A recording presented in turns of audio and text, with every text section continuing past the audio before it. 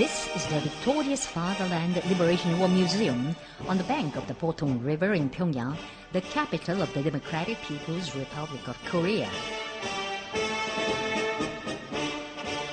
The museum, which shows the history of victory in the anti-U.S. confrontation, exhibits the U.S. armed spy ship Pueblo captured by the Navy of the Korean People's Army while intruding into the territorial waters of the DPRK.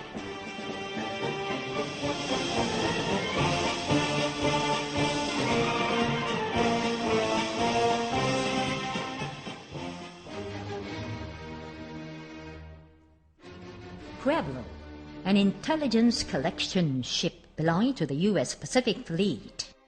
It is 53.8 meters long and 9.8 meters wide and displaces 906 tons. It is installed with two 12.7mm large caliber machine guns and different kinds of lethal weapons, electronic reconnaissance devices and sonar sets. Its body is equipped with high-fidelity antennas to detect electronic information of the other side, and sending and receiving antennas to transmit data to the base of the ship.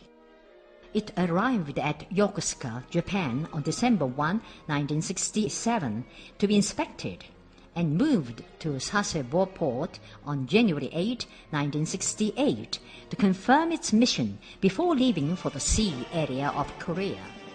It started espionage activities on the 13th. At about 1450, on January 23, Juche 57, 1968, soldiers of the Navy of the Korean People's Army on routine guard duty caught sight of an unidentified ship intruding deep into the territorial waters of the DPRK. The enemies attempted to run away, even firing machine guns, in defiance of the demand to notify the nationality. Soldiers of the Navy of the Korean People's Army promptly punished them and jumped on deck to bring enemies under their control. They occupied the commanding post first and took the captain of the ship prisoner, letting them know the number of crewmen and demanding their unconditional surrender. It was a showdown between 7 soldiers of the Navy of the Korean People's Army and 83 U.S. spies who had undergone special espionage training. They drove all Americans into a cabin and returned to port. Close battle by 1 to 12 took place in only 14 minutes.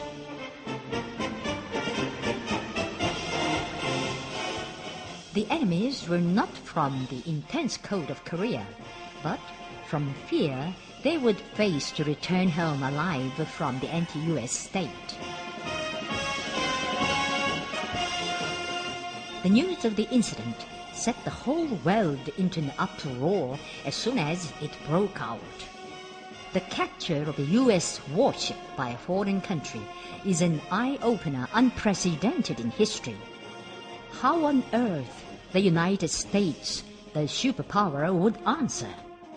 Johnson, the then U.S. President, appeared before a microphone in consternation, clamoring, "Pueblo is a civil oceanographic research vessel and was on high seas all the way. The capture of Pueblo is a violation of international laws." Now, let us see the facts through statements of prisoners. Pueblo is an espionage ship belonging to the U.S. Pacific Fleet, and the crewmen have all rich espionage experiences. Our mission was to detect military objects and radar stations on the coast of the Democratic People's Republic of Korea and the movements of the Navy of the Korean People's Army. We left Sasebo Port, Japan on January 11, 1968 and entered the waters of East Korea Bay. We started operation camouflaged as a civil oceanographic research vessel. Irritated at the failure to achieve any particular success, the captain gave an order to approach Wonsan closer on January 23. We sailed further towards Wonsan to conduct espionage activities. We found ourselves 7.6 miles from Ryo Island off Wonsan. Just at that time, naval vessels of the Korean People's Army appeared to seize us. Despite of the fact, the U.S. amassed huge forces of aggression on the sea off Wonsan in an attempt to threaten and blackmail us. The U.S. will make Wonsan with military retaliation a sea of flames. If a war breaks out in Korea, the U.S. will not hesitate to use nukes. The U.S. was so shameless as to distort the fact as if the Pueblo was captured on high seas. As a thief cries for a thief, the U.S. called on us to apologize to the U.S. government and claim their right to demand compensation for damages. It was really a burglarious logic, but they were mistaken.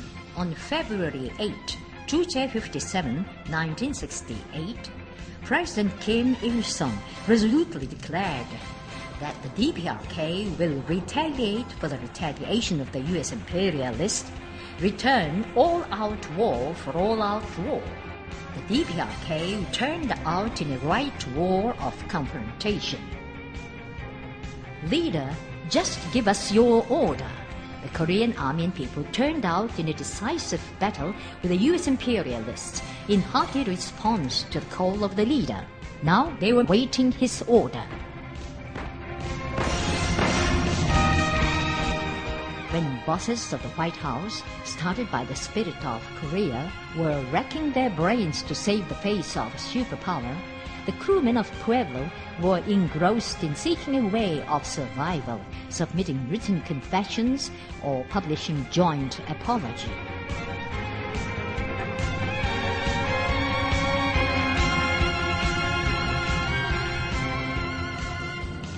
It was the government of the United States of America that drove us to espionage to the Democratic People's Republic of Korea. He should acknowledge the document of apology we submitted to the government of the Democratic People's Republic of Korea and help us realize our wish to return home. The prisoners of the Pueblo are begging the DPRK government to expose before the world the crimes committed by the U.S. government and put pressure upon their government to open a way of their survival. The world once again vividly witnessed the fragility of the imperialist mercenaries. The United States, that had been so insolent in reliance on its mighty strength, yielded to the decisive self-defensive measure of the DPRK and showed up at a meeting hall in Panmunjom. At the meeting, the DPRK side exposed the burglarious criminal acts of the U.S. around the Pueblo incident. Brazen-faced American sweats in a predicament, offering no excuses. On December 23, Juche 57, 1968, the United States knelt down before the Korean people and put its signature on a document of apology. Johnson, U.S. President, saw the document of apology with a bitter distress, screaming, "It is the only document of apology the United States has left in its history, a document of apology to the government of the Democratic People's Republic of Korea." The government of the United States of America showed us full responsibility and solemnly apologizes for the grave acts of espionage committed by the U.S. ship against the Democratic People's Republic of Korea after having intruded into the territorial waters of the Democratic People's Republic of Korea, and gives firm assurance that no U.S. ships will intrude again in future into the territorial waters of the Democratic People's Republic of Korea.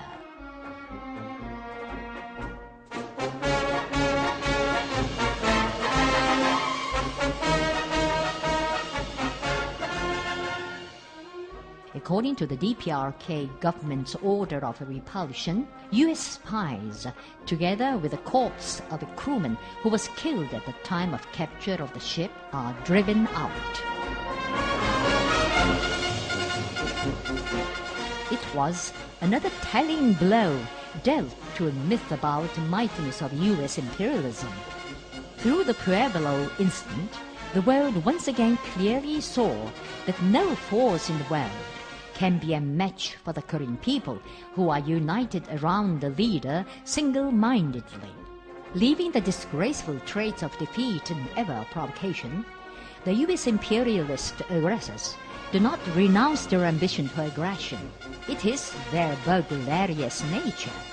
The Democratic People's Republic of Korea is firmly determined to put an end to the history of aggression of the U.S. imperialists and terminate the division of the nation.